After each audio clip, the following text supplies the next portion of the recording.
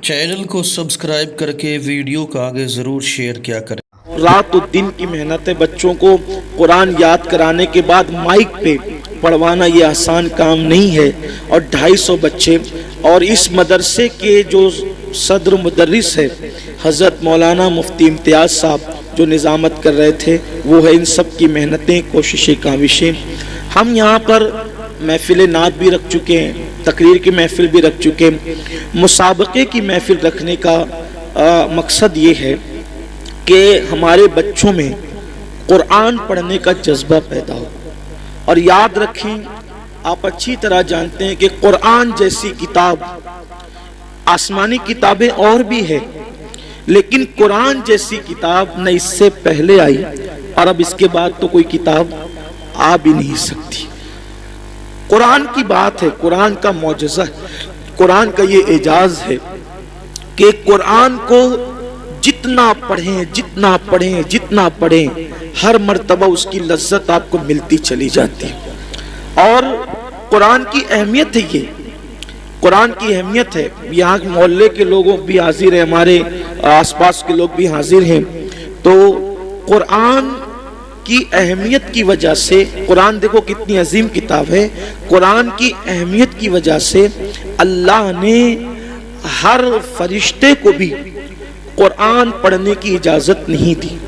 हर फरिश्ता होकर, मासूम होकर, वो फरिश्ता कोई गुनाह नहीं करता, गीबत नहीं करता, अल्लाह की मर्जी के खिलाफ जिंदगी नहीं गुजारता, फिर भी हर फरिश्ते को कुरान पढ़ने की इजाजत नहीं है।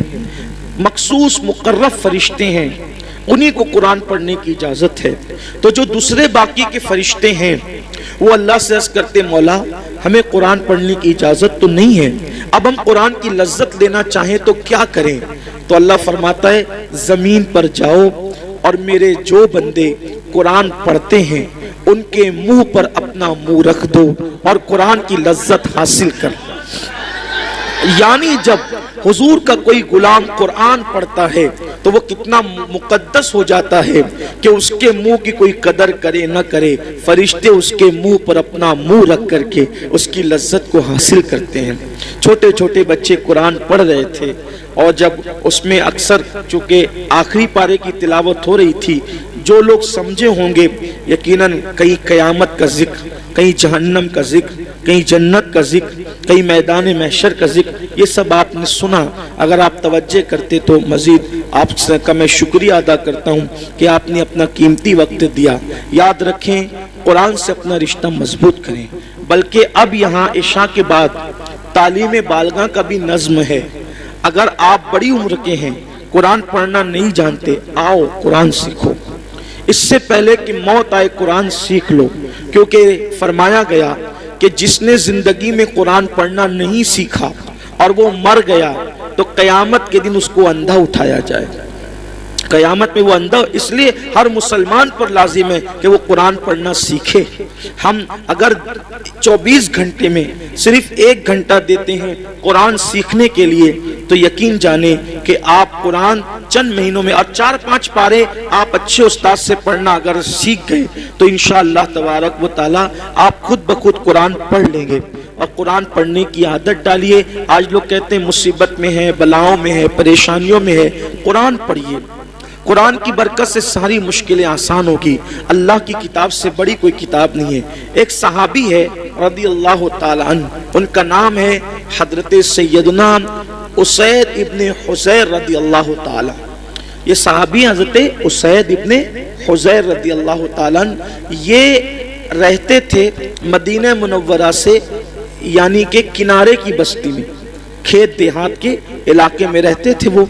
और हुजूर अलैहिस्सलाम से कभी कभार मिलने के लिए आते थे। अब सहाबा की आदत थी कि सहाबा अक्सर रात को कुरान शरीफ पढ़ते थे। अगर मेरी बहनें भी सुन रही हैं, अगर आप अकेले में जब सब सो जाएं उस वक्त आप कुरान पढ़ेंगे ना, तो दिन में कुरान की लज्जत अलग है और रात में कुरान की लज्जत अलग है। और जब आधी रात गुजर जाए तो कुरान की लज्जत अलग है। मौला अली फरमाते थे, मेरे मौला मुश्किल कुशा कहते थे कि जब मेरा दिल चाहता है कि मैं अल्लाह से बातें करूं, جب میرا دل چاہتا ہے کہ میں اللہ سے باتیں کروں تو میں نماز پڑھنے لگتا ہوں، اور جب میں چاہتا ہوں کہ اللہ مجھ سے باتیں کریں تو میں قرآن پڑھنے لگتا ہوں۔ تو رات میں کبھی قرآن کھول کر بیٹھیے۔ ڈاکٹر اقبال جرمنی سے ڈاکٹری پڑھے ہوئے آدمی تھے، لیکن اس شخص کا قرآن پڑھنے کا مزاج یہ تھا کہ جب وہ قرآن رات کو پڑھتے تھے تو اتنا روتے تھے کہ صبح کو جو ان کے آنسو مصحف قرآن پہ گرتے تھے تو دھوپ نکلنے کے بعد وہ قرآن کے اوراق سکھانے کے لیے ان کے گھر والے رکھ دیا کرتے تھے۔ اقبال کی شاعری میں جو چاشنی ہے وہ قرآن کی برکت ہے، وہ درود مصطفیٰ صلی اللہ علیہ وآلہ وسلم کی برکت ہے۔ ڈاکٹر اقبال نے اپنی قوم سے مخاطب ہو کر کہا تھا کہ تم نے قرآن سے مرنا سیکھا ہے، مرنا، کاش کہ تم قرآن سے جینا سیکھ لیتے۔ بھئی مرنے والوں کے سرانے ہم کیا پڑھتے ہیں؟ سورہ یاسین پڑھتے ہیں، اور عقیدہ کیا ہے؟ حدیث بھی ہے کہ جو شخص سکرات والوں کے پاس قرآن پڑھے گا تو موت کی تکلیف آسان ہو جائے گی۔ تو جس قرآن کی برکت سے موت کی تکلیف آسان ہو سکتی ہے، کیا اس قرآن کی برکت سے زندگیوں کی تکلیفیں آسان نہیں ہو سکتی؟ موت کی تکلیف مشکل ہے یا زندگی کی تکلیف مشکل ہے؟ موت کی تکلیف زیادہ ہے، زندگی کی تکلیف کی کوئی حیثیت نہیں ہے۔ تو فرمایا کہ اقبال کہتے ہیں کہ تم نے قرآن سے مرنا سیکھا، تم قرآن سے جینا سیکھو، قرآن اپنی زندگی میں شامل کرو۔ تو صحابہ کی عادت تھی، قرآن پڑھتے تھے۔ مولانا نے ابھی مفتی صاحب نے موبائل کا ذکر کیا، موبائل ایسا گھس گیا یہ ظالم ہماری زندگی میں کہ اس سے کوئی بچا نہیں۔ جیسے پیسے سے کوئی نہ بچ سکا، اب پیسے کے بعد دوسری مقبول چیز یہ ہے، موبائل سے کوئی نہیں۔ کیا پنڈت، کیا مولوی، کیا امام، کیا لیڈر، کیا امیر، کیا غریب، کیا بوڑھا، کیا بچہ، سبھی اس میں مبتلا ہو گئے۔ ادھر سے گھنٹی بجی ٹن، ادھر سے نکال کر کے دیکھا کس کا میسج ہے نا، بے چین ہو جاتا ہے آدمی، کس کا میسج ہے؟ نادان انون پرسن کا میسج دیکھنے میں تجھے اتنا شوق اور اتنی دلچسپی ہے، کبھی خدا کا میسج دیکھنے میں بھی تجھے دلچسپی ہوئی؟ اس نے بھی تو کوئی میسج بھیجا ہے نا، اس کا بھی تو کوئی فرمان ہے، اس کا بھی تو کوئی حکم ہے، اسی کو قرآن کہتے ہیں۔ آؤ قرآن کی طرف۔ اللہ کے رسول صلی اللہ علیہ وآلہ وسلم نے حجۃ الوداع کے موقع پہ فرمایا تھا کہ میں تم میں دو بھاری چیزیں چھوڑ کر جا رہا ہوں، اور دونوں کا دامن مضبوطی سے پکڑے رہنا، تم کبھی گمراہ نہیں ہو سکو گے۔ فرمایا تھا ایک اللہ کی کتاب ہے اور دوسری میری اہل بیت ہے، اور یہ بھی فرمایا تھا، یہ بھی کہا تھا کہ یہ دونوں کبھی جدا نہیں ہوں گے حتیٰ کہ حوض کوثر پر مجھ سے آ کر ملاقات کریں گے۔ امام حسین نے کربلا میں بتا دیا کہ نانا کے فرمان کی حقانیت کیا ہے۔ فرمایا کبھی جدا نہیں ہوں گے۔ گردن کٹ گئی، حسین قرآن پڑھ کے بتا رہے ہیں لوگوں دیکھ لو ابھی بھی قرآن سے ہمارا تعلق کتنا مضبوط ہے۔ جان سے ہمارا تعلق کٹ چکا ہے لیکن قرآن سے ہمارا تعلق اب بھی باقی ہے۔ اور حسین پاک نے قرآن پڑھا، نیزے پر قرآن سنایا، تو یہ قرآن ہے۔ اور ان کے والد تو کیسے قرآن پڑھتے تھے، مولا علی کیسے فرماتے تھے کہ میں گھوڑے کی ایک زین پر قدم رکھنے کے بعد دوسرے زین پر قدم رکھنے سے پہلے پورا قرآن ختم کر لیا کرتا ہوں۔ ابھی لوگ تامک توئیاں کر رہے ہیں کہ یہ کیسے ہو سکتا ہے۔ فرمان پر سب کا یقین ہے، فرمان پر سب کا یقین ہے کہ مولا علی نے کہا گھوڑے کی ایک زین پر قدم رکھنے کے بعد دوسرے پر قدم رکھنے سے پہلے پورا قرآن ختم کر لیتا ہوں۔ کیسے؟ اگر کبھی وقت رہا تو یہ راز ضرور بتاؤں گا کیسے، لیکن یہاں عنوان قرآن ہے، اس لیے انشاءاللہ کسی موقع پر مجھے یاد دلائیے، جب مولا علی پر گفتگو ہو تو بتائیں گے کہ ایک زین پر قدم رکھنے کے بعد دوسرے زین پر قدم رکھنے میں کتنا ٹائم لگتا ہے۔ کبھی گھوڑا دیکھا ہے؟ اس پہ بیٹھے ہو، سنت سمجھ کے کبھی بیٹھنا۔ پہلے لوگ بارات میں بیٹھتے تھے، اب بند ہو گیا۔ اگر چالو بھی ہو جائے تو مجھے کوئی نقصان نہیں، بینڈ باجا بند کرو، گھوڑے پہ بیٹھ کے جانے میں کیا پرابلم ہے؟ وہ تو سواری ہے نا، اور سنت کی نیت سے بیٹھ جائیں تو بھی ثواب ہی ملنا ہے۔ گھوڑے پہ جانا جو ہے وہ غلط نہیں ہے، بینڈ باجے کے ساتھ جانا غلط۔ اللہ کا شکر ہمارے شہر سے یہ بلا ختم ہو گئی ہے، تو گھوڑے پہ بٹھا کے نعشی پڑھتے ہوئے جا سکتے ہیں۔ اس نیت سے کبھی بیٹھ جایا کرو کہ میرے محبوب کی سنت ہے۔ تو میرے جیسا سستر آدمی گھوڑے کی ایک زن پہ قدم رکھنے کے بعد مجھے دوسرے زن پہ قدم رکھنے میں جتنا ٹائم لگا تھا وہ 2 سے 3 سیکنڈ تھے بس میرے سست آدمی کے لیے۔ تو مولا مشکل کشا تو بڑے پھرتیلے تھے نا، ایک ہاتھ میں خیبر اکھاڑا، وہ بھی سیدھے ہاتھ سے نہیں بلکہ دوسرے ہاتھ سے۔ اور کتنا تھا وہ خیبر؟ امام المتکلمین مولانا نقی علی خان علیہ رحمہ اعلیٰ حضرت کے والد نے لکھا ہے اپنی کتاب میں کہ اکھاڑ کر کے دوسرے ہاتھ سے جب خیبر پھینکا ہے دروازہ تو 70 لوگ مل کر اس کو اٹھا نہیں سکے۔ جس کو 70 لوگ مل کر دونوں ہاتھ سے نہیں اٹھا پاتے ہیں اس کو حسین کا بابا اکیلے اکھاڑ کے پھینک دیتا ہے۔ تو کتنے پھرتیلے تھے نا وہ، کیا طاقت تھی، کیا چاقو چوبند تھے، الگ عنوان ہے۔ تو صحابہ کرام قرآن پڑھتے، ہم موبائل میں بہت میسج دیکھتے ہیں، تھوڑا بلکہ موبائل میں قرآن ڈاؤن لوڈ کر لو، قرآن موبائل میں ڈاؤن لوڈ کر لو، پڑھو قرآن پڑھو، اس کی برکت ملے گی۔ قرآن پڑھنے سے بے خوفی پیدا ہوتی ہے، قرآن پڑھنے سے بے خوفی پیدا ہوتی ہے، قرآن پڑھنے سے اللہ پر یقین پیدا ہوتا ہے، قرآن پڑھنے سے ایمان مضبوط ہوتا ہے، قرآن پڑھنے سے انسان اللہ کا قریبی بن جاتا ہے، قرآن پڑھنے سے اللہ کا قرب و نصیب ہوتا ہے۔ ہر اللہ کے ولی کی زندگی اٹھا کے دیکھ لو، وہ رات کو آپ کو قرآن پڑھتے ملیں گے۔ اور جب تک ہم راتوں کو قرآن پڑھتے تھے اس وقت تک کہ ہم پر کوئی ظالم حکمراں مسلط نہیں تھا، ہم سب پر غالب تھے اور لوگ مغلوب تھے۔ لیکن جب سے ہم نے قرآن پڑھنا چھوڑ دیا اب مغلوب ہی ہوتے جا رہے ہیں۔ تو حضور کے صحابی ہیں حضرت سیدنا اسید ابن حضیر رضی اللہ تعالی، حضرت اسید بن حضیر رات کو قرآن پڑھ رہے تھے، قرآن مقدس کی تلاوت کر رہے تھے، اور دیہات کا، کھیت کا، جنگل کا ماحول تھا۔ ان کا گھوڑا کھڑا ہوا تھا، وہاں پر بندھا ہوا تھا بلکہ گھوڑا، اور پاس ہی میں ان کا بچہ سویا ہوا تھا۔ تو جب وہ قرآن پڑھتے تھے، اچھا صحابہ قرآن پڑھتے تھے نا تو وہ بلند آواز سے پڑھتے، اور قرآن بلند آواز سے پڑھنے کا بھی ایک الگ لطف ہے، اس کی ایک الگ لذت ہے۔ دھیرے دھیرے پڑھیں تو بھی اچھی بات ہے، لیکن جب آدمی اس کو بلند آواز، بعض بچوں نے قرآن ایسا پڑھا کہ کچھ لوگوں کی آنکھیں بھیگ گئی، کچھ اللہ کے بندوں کی، اور یہ ایمان کی علامت ہے قرآن نکائیں۔ قرآن کہتا ہے کہ ایمان والوں کی پہچان ہے جب ان کے سامنے قرآن پڑھا جاتا ہے تو ان کی آنکھوں سے آنسو نکل پڑتے ہیں، ان کا ایمان بڑھ جاتا ہے، آنسو نکل پڑے۔ چھوٹے چھوٹے بچوں نے جو قرآن پڑھا نا آنسو نکل پڑے۔ اور قرآن کو آنسوؤں کے ساتھ ہی پڑھنا چاہیے، قرآن کو آنسوؤں کے ساتھ پڑھنا چاہیے، بلکہ قرآن مقدس پڑھتے وقت تو آنسو نہ آئیں تو آنسو نکالنے کی کوشش کرنا چاہیے۔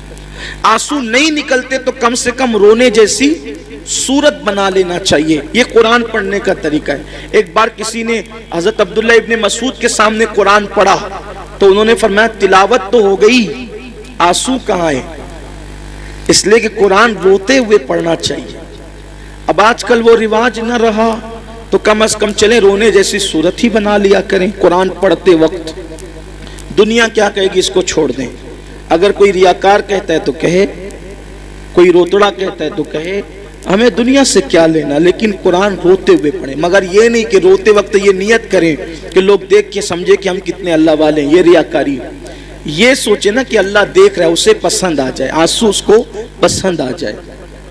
اسید ابن حضیر قرآن پڑھ رہے تھے، قرآن پڑھتے پڑھتے اچانک انہوں نے کیا دیکھا کہ ان کا گھوڑا بدکنے لگا، اچھلنے لگا۔ اب گھوڑا ہنہنا کر کے، وہ گھوڑا کیسی آواز نکالتا ہے نا، ہنہنا کر کے جب وہ اچھلنے لگا تو انہوں نے دیکھا کہ بچہ قریب میں سویا ہے، کہا یہ اچھل کود کرے گا کہیں میرے بچے کو کچل نہ دے، تو انہوں نے تلاوت روک دی۔ اور جب توجہ کی تو کیا دیکھا کہ آسمان سے کچھ نور کی قندیلیں زمین پر آ رہی تھی تلاوت کے وقت، اور جب انہوں نے تلاوت موقوف کر دی تو وہ قندیلیں واپس جانے لگی۔ پھر انہوں نے تلاوت شروع کی، پھر گھوڑا ہنہنانے لگا، اچھلنے لگا، اور پھر قندیلیں زمین کی طرف آنے لگی۔ پھر انہوں نے گھوڑے کو اچھلتے کودتے قرآن پڑھنا موقوف کر دیا۔ صبح کو گئے، بارگاہ رسالت میں حاضر ہوئے تو عرض کیا یا رسول اللہ رات کا حال یہ اور یہ تھا۔ اب غائب دا نبی نے جب یہ سنا، سرکار فرماتے ہیں تم قرآن پڑھ رہے تھے تو تمہارے قرآن کو سننے کے لیے رحمت کے فرشتے نازل ہو رہے تھے۔ اس کو دیکھ کر کے گھوڑا بدک رہا تھا اور ہنہنا رہا تھا۔ اگر تم قرآن کی تلاوت نہ روکتے، موقوف نہ کرتے، تو پھر کیا ہوتا؟ تم ان فرشتوں کو دیکھ لیتے، ان کی زیارت کر لیتے، وہ جو رحمت کے فرشتے نازل ہو رہے تھے۔ یہ قرآن ہے۔ ہمارا مشن یہ ہے سنی دعوت اسلامی کا، بلکہ سنی دعوت اسلامی صرف سفید امامے والے چند اراکین کی تنظیم نہیں ہے، یہ ہر عاشق رسول کی تنظیم ہے۔ تو یہ اپنی جو سنی دعوت اسلامی، اس کا مشن یہ ہے ہر بچہ قرآن پڑھے۔ اس لیے قرآن کی خدمت کے لیے پورے شہر میں 60 سے زیادہ مدرسے ہو گئے، 2 دارالعلوم لڑکوں کے ہو گئے، 2 دارالعلوم لڑکیوں کے ہو گئے، اور یہ سلسلہ جاری ہے۔ انشاءاللہ تبارک و تعالی یہ سلسلہ مزید جاری رہے گا۔ میری گزارش ہے آپ سنی دعوت اسلامی کے مدارس کا تعاون کریں، مدد کریں، تاکہ یہ سلسلہ چلتا رہے۔ یہ پہلا مسابقہ قرآن تھا، اللہ سے دعا کریں ہر سال یہ ہوتا رہے۔ اور مجھے خوشی ہے کہ قرآن سننے کے لیے آپ اتنی دیر تک کے بیٹھے، اللہ آپ سب کو اس کی جزا عطا کرے، بہتر صلہ عطا کرے۔ دیکھو قرآن کی بڑی برکت ہے۔ میرا یہ پیغام آج میں آپ کو دینا چاہتا ہوں، کم سے کم اپنی عادت بنائیں کہ سونے سے پہلے 4-5 آیتیں ہی پڑھ لیا کریں، ایک رکوع ہی پڑھ لیا کریں، ضرور پڑھیں۔ آپ دیکھیں قرآن شریف میں ایک سورت ہے، قرآن شریف میں ایک سورت ہے، اگر سونے سے پہلے اس سورت کو آپ پڑھ لیں، روزانہ پڑھنے کی عادت ڈالیں، تو یہ سورت کی تاثیر یہ ہے کہ آپ جو سوچو گے وہ ہوگا، جو سوچو گے وہ ہوگا۔ اس سورت کا نام ہے سورہ مزمل، 2 رکوع پر مشتمل ہے یہ سورت، اور 5 منٹ سے بھی کم کا وقت لگتا ہے۔ 5-6 دن اگر آپ اس کو ریگولر پڑھیں گے نا سورہ مزمل کو، تو آپ کو یہ زبانی یاد ہو جائے گی، اور آپ سورہ مزمل پڑھنے کے عادی بنے، جادو سے بچیں گے، سحر سے بچیں گے، بلاؤں سے بچیں گے۔ یہ ہے۔ پھر بھوکمری سے بچنا ہے، فاقہ کشی اور غربت سے، یعنی مالدار بننا ہے۔ سوتے ٹائم سورہ واقعہ کی تلاوت کر، سورہ واقعہ مالدار بنانے والی صورت ہے۔ ایک مرتبہ حضرت سیدنا عبداللہ ابن مسعود رضی اللہ تعالیٰ، آپ کے وصال کا وقت قریب تھا، حضرت سیدنا عثمان غنی آپ کے گھر گئے، اور جانے کے بعد کہنے لگے بھائی عبداللہ آپ کی بڑی دینی خدمات ہے، اب ایسا لگتا ہے کہ تم دنیا میں زیادہ دن تک نہیں رہو گے، اور تمہاری بیٹیاں ہیں، اور آپ مجھے وصیت کر دیں کہ میں آپ کی بیٹیوں کے لیے کیا خدمت کر سکتا ہوں۔ حضرت عبداللہ ابن مسعود اٹھ کر بیٹھ گئے، کہنے لگے عثمان میرے بھائی یاد رکھو میری بیٹیاں کبھی بھوکی نہیں رہے گی، میری بیٹیاں کبھی فاقے سے نہیں رہے گی، میری بیٹیوں کو کبھی مال کی تنگی نہیں ہوگی، آپ پیسوں کی بات نہ کریں۔ حضرت عثمان غنی نے کہا کیوں عبداللہ، ہم تو یہ سمجھ رہے تھے کہ تمہارے پاس مال نہیں ہے، اتنے یقین سے جو بات کہہ رہے ہو ایسا لگتا ہے کہ شاید تم نے بیٹیوں کے لیے بہت مال اکٹھا کر رکھا ہے۔ عبداللہ بن مسعود کہتے ہیں نہیں، بیٹیوں کے لیے مال اکٹھا نہیں کیا ہے، مجھے اپنے نبی کے فرمان پہ بھروسہ ہے۔ اللہ کے رسول علیہ السلام نے فرمایا کہ جو سونے سے پہلے سورہ واقعہ کی تلاوت کر لے گا اس کے گھر میں کبھی فاقہ کشی نہیں ہو سکتی۔ میں نے میری بیٹیوں کو سورہ واقعہ کی تلاوت کرنے کا عادی بنا دیا ہے، جب تک وہ سورہ واقعہ پڑھتی رہے گی انشاءاللہ کبھی ان کو فاقہ کشی کی نوبت نہیں آئے گی۔ یہ صحابہ کا یقین تھا۔ بہت ساری بچیوں کو رشتے نہیں آتے، سورہ یاسین پڑھیں، عصر کے بعد پڑھیں، ان کو اچھے رشتے آئیں گے۔ قرآن میں سب ہے لیکن قرآن پڑھنا نہیں چاہتے، تعویذ لینا چاہتے ہیں، تعویذ لینا چاہتے ہیں، وظیفے پڑھنا چاہتے ہیں۔ قرآن سے بڑھ کر کون سا وظیفہ ہے وہ بتائیں نا آپ، قرآن سے بڑھ کر کون سا وظیفہ ہے؟ دیکھو حضور غریب نواز رضی اللہ تعالیٰ جے پال جوگی کے سارے جادو کا جواب صرف ایک آیت سے دیا ہے غریب نواز نے، اس کو آیت الکرسی کہتے ہیں۔ آیت الکرسی سے جے پال جوگی ہار گیا، غریب نواز کے مقابلے میں نہیں آ سکا وہ. سورہ فلق سورہ ناس پڑھ کے دم کیجئے, نظر بد ختم ہوگی. بچے جو شام کے وقت رات رات بھر روتے ہیں, فلق اور ناس پڑھ کر دم کرو, بچے رونا بند کر دیں گے, نہیں روئیں گے بچے. نظر لگتی ہے 3 مرتبہ لیلاف قریش پڑھو, نظر فوراً ختم ہوگی. اب آپ کہیں گے ہم تو کرتے ہیں نا لیکن اثر نہیں ہوتا. یہی بات خاص ہے, یہ بات خاص ہے. ایک مجھے بہت خوبصورت بات یہاں یاد آئی. ہمارے مرشد آبرو سلسلہ چشتیہ شہباز اولیاء حضرت سیدی بابا فرید الدین گنج شکر رضی اللہ تعالی, یہ سلسلہ چشتیہ کی آبرو ہے. بابا فرید بڑے پیارے بزرگ ہیں. بابا فرید الدین, غریب نواز نے کہا تھا قطب الدین ایسے شہباز کا تو نے شکار کیا ہے کہ اس کے ذریعے سے قیامت تک تیرا نام زندہ رہے گا. بابا فرید کے پاس ایک عورت آئی اور آ کر کہتے سرکار میری بیٹی کی شادی ہے, پیسوں کا انتظام نہیں, سرکار انتظام کر دیں. اب وہ اللہ والے لوگ, اور بابا فرید جیسا اللہ والا. بابا فرید جب پاک پٹن میں رہنے گئے تھے شروع میں, تو ایک درخت کے نیچے قیام تھا, اور جو کپڑوں کی پوٹلیاں اور جو سامان کی گٹریاں تھی نا, وہ رکھنے کو جگہ نہیں تھی. پنجاب کے لوگ یعنی پاک پٹن کے لوگ بہت ستاتے تھے, رہنے نہیں دیتے تھے.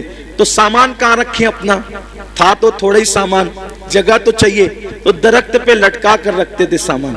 اب جس کا خود کا چھت نہ ہو اس کے پاس آئیے کیا کہنے, میری بیٹی کی شادی نہیں, شادی ہے پیسے کا انتظام نہیں.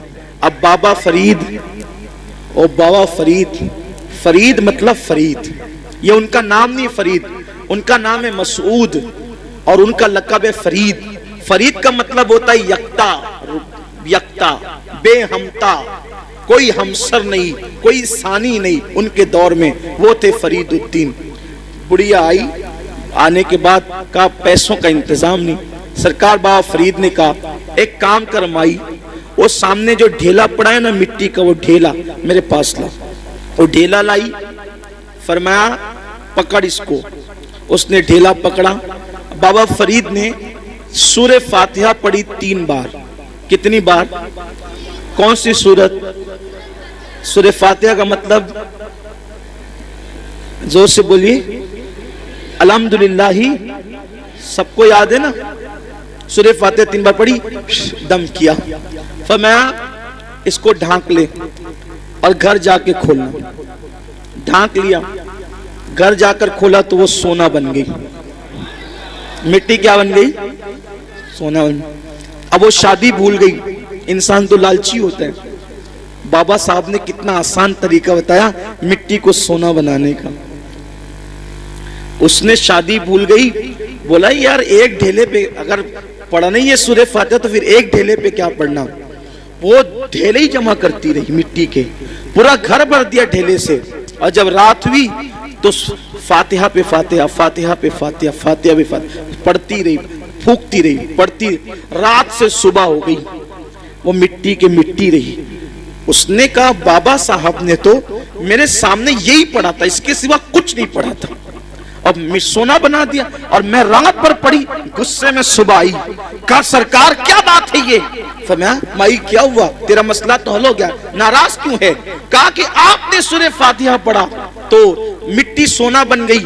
میں پوری رات, آپ نے صرف 3 بار پڑھا تھا, میں پوری رات پڑھ کے پھونکتی رہی, وہ مٹی کی مٹی رہی. اور صحیح بتانا آپ نے فاتحہ کے سوا کچھ پڑھا تھا. کہا نہیں فاتحہ پڑھا تھا, کچھ نہیں پڑھا تھا. تو کہا کہ آپ پڑھتے تو سونا, ہم پڑھتے تو مٹی. بابا صاحب نے مسکرا کے کہا او مائی فرید جیسی زبان تو لا, فرید جیسی زبان تو لا. کسی کو ٹائیفائڈ ہوتا ہے, ٹائیفائڈ کا مرض, چائے پیتا ہے تو کیسی لگتی ہے, کڑوی. کیسی لگتی ہے, بولو چائے کڑوی ہے کہ زبان کڑوی ہے, کیا کڑوی. آدمی کہتا ہے چائے کڑوی ہے, آدمی کیا کہتا ہے, چائے کڑوی نہیں ہے. اگر چائے کڑوی ہوتی تو سب کو کڑوی لگتی. تیری زبان کڑوی ہو گئی ہے. کیوں, کیونکہ تجھے بیماری ہے, بیماری کی وجہ سے تجھے چائے کڑوی لگ رہی ہے. ایسے ہی جیسے ٹائیفائڈ والوں کو چائے کڑوی لگتی ہے, ویسے ہمیں گناہوں کا ٹائیفائڈ ہو گیا ہے. جس دن یہ گناہوں کا ٹائیفائڈ ختم ہو جائے گا، ہم بھی سورہ فاتحہ پڑھیں گے اور مٹی سونا بنتی چلی جائے گی۔ لیکن کوئی بیماری کے یہ گناہوں کے ٹائفائڈ سے نکلے تو صحیح۔ دیکھو جو لوگ قرآن پڑھتے قرآن، ان کے چراغ بھی لوگ نہیں بجھا سکتے۔ میں نے بار بار اپنی قوم سے کہا کہ لوگ حیران ہیں، کرونا وائرس کرونا وائرس، ایک بھوت سوار ہو گیا کرونا وائرس کا، کرونا وائرس، پھر یہ وائرس اور وہ وائرس، سارے وائرس یہ وائرس میں پریشان ہے۔ ارے نادان، سوچ تو صحیح، کوئی بستی سے نکال دے گا، کوئی یہ کر دے گا، کوئی مار ڈالے گا، کوئی قتل کر دے گا، کوئی لوٹ لے گا، کوئی یہ کرے گا وہ یار کوئی کچھ نہیں کرے گا۔ اللہ کی کتاب پکڑو، اللہ کی کتاب پکڑو، تمہارے جلائے ہوئے چراغ بھی کوئی بجھا نہیں سکتا۔ آپ کو مٹانا آسان نہیں ہے، قرآن پکڑ کر دیکھو۔ کیا وہ مشہور سا واقعہ میرے مرشد سیدی شمس الدین ترک پانی پتی کا نہیں سنا؟ نہیں سنا کہ سرکار صابر کلیر نے کہا تھا بابا شمس جب تجھ سے کرامت کا ظہور ہو سمجھ جانا میرا انتقال ہو گیا، اور آ جانا پھر سیدھے کلیر اور پھر میرا انتقال ہو چکا ہوگا، لیکن مجھے ہاتھ نہیں لگانا۔ شمس الدین ترک پانی پتی گئے، دن بھر فوج میں کام کرتے تھے، رات کو قرآن پڑھتے تھے، رات کو قرآن پڑھتے تھے۔ بادشاہ حملے پہ حملے کر رہا تھا، ناکام ہو رہا تھا۔ ایک دن بادشاہ نے رات کے وقت ہاتھ اٹھا کے دعا کی، مولا کامیابی نہیں ملتی، ارشاد ہوتا ہے طوفان آئے گا اور جس کا چراغ طوفان میں بھی جل رہا ہوگا۔ یہ تو آپ نے بار بار سنا، اس کا اینڈ سن لے آپ، آج خاص اس کا اینڈ سن لے۔ شاید اس کا اینڈ آپ نے نہیں سنا ہوگا اب تک، کم سے کم مجھ سے تو نہیں سنا ہوگا، اس کا اینڈ سن لے آپ۔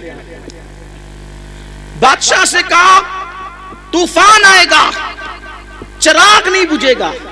بادشاہ طوفان کا انتظار کرنے لگا، طوفان آیا، بادشاہ باہر نکلا تو خیمے سب کے اڑ گئے تھے۔ دیکھا کہ ایک چراغ جل رہا ہے، ایک چراغ جل رہا ہے، اور وہاں بیٹھ کر قرآن پڑھنے والا قرآن پڑھ رہا ہے۔ بابا شمس الدین کیا کر رہے تھے؟ قرآن پڑھ رہے۔ وہاں گئے، پیر پکڑ لیے، سرکار آپ دعا کر دے قلعہ فتح ہو جائے۔ فرمایا تو کسی غلط جگہ آ گیا، یہاں کیا ہے؟ تو کہا کہ حضور مجھے بتایا گیا خواب میں کہ جو صاحب کرامت ہوگا اسی کی دعا قبول ہوگی۔ کہا کہ صاحب کرامت بہت لوگ ہیں، میں تھوڑی۔ تو کہا کہ توجہ تو کریں، اس سے بڑی کرامت کیا ہوگی کہ لوگوں کے خیمے اڑ گئے اور آپ کا چراغ بھی نہیں بجھتا، یہ چراغ جل رہا ہے۔ وہ چراغ کیوں جل رہا تھا؟ حضرت شمس کا چراغ کیوں جل رہا تھا؟ چراغ اس لیے جل رہا تھا کہ وہ چراغ کی روشنی میں قرآن پڑھ رہے تھے۔ چراغ کی، یہاں تو لائٹ کی روشنی میں بھی قرآن نہیں پڑھتے، وہ لوگ چراغ کی روشنی میں قرآن پڑھتے۔ تو میری گزارش ہے قرآن کو عام کیا جائے، قرآن کو عام کریں، قرآن پڑھیں، قرآن پڑھائیں۔ اللہ تعالی ہم سب کو قرآن پڑھنے کی توفیق عطا فرمائے۔ اور آج کی اس مبارک محفل میں عہد کر لیں کہ اپنے گھر کے ایک ایک بچے کو توجہ میری طرف کر لیں۔ بس اب اختتام ہو گیا، یہ جج حضرات تشریف لے آئے ہیں۔ جب جج آ جاتے ہیں تو پھر اپنی ضرورت نہیں رہتی، اور یہ لوگ مجھے بٹھاتے اس لیے کہ جب تک جج نہیں آئے تب تک بیٹھے۔ یہ کوئی تقریر سننے کے لیے تھوڑی بٹھایا ہے، یہ تقریر کہا کہ جج آئے تب تک بولیے نا۔ تو جزاک اللہ، بڑی نوازش، اللہ آپ لوگ کو محبت و سلامت رکھے۔ اصل زندگی ہنس بول کے گزارنے کا ہی نام ہے۔ ہاں، غصے گرمی والے لوگ چڑچڑے ہو سکتے ہیں، متقی نہیں ہو سکتے۔ حضور سب سے بڑے متقی تھے، لیکن سب سے زیادہ مسکراتے تھے۔ مسکراتے رہیے، مسکراتے رکھیے۔ جس کی تسکین سے، میرے امام نے کہا، جس کی تسکین سے روتے ہوئے ہنس پڑے، اس تبسم کی عادت پہ لاکھوں سے۔ میری گزارش ہے، سنی دعوت اسلامی جیسی تحریک آپ کے یہاں اللہ کے کرم سے موجود ہے، ہمارے یہاں موجود ہے۔ اپنے گھر کے ایک ایک بچے کو عالم دین حافظ قرآن بنائیے، اللہ کے لیے بنائیے، آپ کا گھر محفوظ ہو جائے گا۔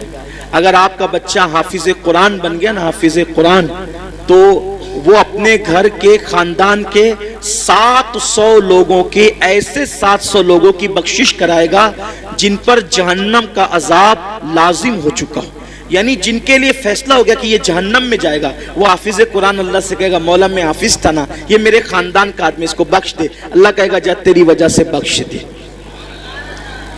700 لوگ وہ اتنوں کو لے جائے گا، تو اس حافظ کا مرتبہ کیا ہوگا، اور اس کے ماں باپ کا مرتبہ کیا ہوگا، سبحان اللہ، کیا مرتبہ ہوگا اس کے ماں باپ کے سر پر ایسا نورانی تاج رکھا جائے گا کہ اس کی روشنی سے پورا میدان محشر منور ہو جائے گا۔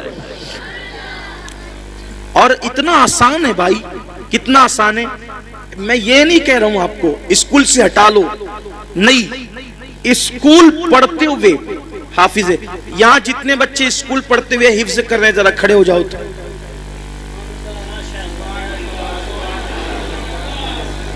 یہ سب بچے اسکول پڑھ کے حفظ کر رہے ہیں، اور اس میں سے 6 بچے اس سال حافظ قرآن میں، کتنے؟ 5 بچے، معاف، جامعہ پہ 6 تھے، یہاں 5۔ وہ کون بچے؟ 5 بچے، آپ بیٹھ جاؤ، وہ 5 کون ہیں جو اس سال حافظ ہوئے یہاں سے؟ یہ 5 بچے۔ بیٹا تم کیا پڑھ رہے ہو ابھی؟ 10ویں پڑھ رہے ہیں، کیا نام بیٹے؟ عقیل احمد۔ تم کیا پڑھ رہے ہو بیٹا؟ کالج میں کیا کر رہے ہو؟ یہ سی اے بن رہے ہیں اور حافظ قرآن ہو چکے ہیں۔ تم کیا کر رہے ہو بیٹا؟ اسکول پڑھ چکے ہیں۔ کون سے کہاں تک پڑھے ہو؟ 10ویں تک پڑھ کر انہوں نے قرآن حفظ کیا۔ تم بیٹا؟ یہ 11ویں 8ویں ہمارے ساتھی ہیں، پرانے ساتھی عبدالرشید بھائی، یہ ان کا بیٹا ہے محمد رضوان۔ ہاں میں بھی سوچ رہا تھا وہاں بیٹھے بیٹھے، یہ آخری میں انہوں نے پڑھا نا، پورا حفظ ہو گیا ان کا مکمل۔ میں نے سوچا اس کے باپ کا نکاح میں نے پڑھایا تھا، اب یہ اتنا بڑا ہو گیا کہ اس کا نکاح پڑھانے کا وقت آ گیا۔ اللہ تعالیٰ نے مجھے بھی کتنی عمر عطا فرمائی، اس کے باپ کا نکاح بھی پڑھاؤں، اس کا ہی پڑھاؤں گا انشاءاللہ، اس کے بیٹے کا بھی پڑھاؤں گا۔ کیا نام ہے بیٹا تم کیا کر رہے ہو؟